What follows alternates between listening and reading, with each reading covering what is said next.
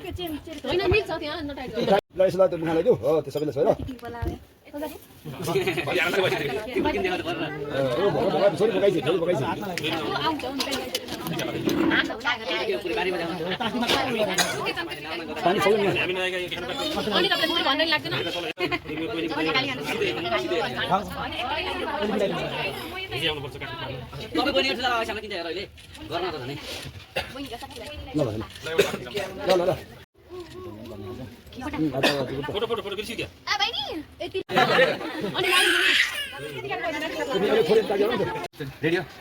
so यो चाहिँ हाम्रो गाइस देख्न सक्नुहुन्छ हैन के छ यहाँ भात यो चाहिँ भात रहेछ अलिक पुलाउ सक्छ पुलाउ छ पुलाउ भात यसो देख्न सक्नुहुन्छ हैन यो चाहिँ आजको हाम्रो बेस्ट भोजको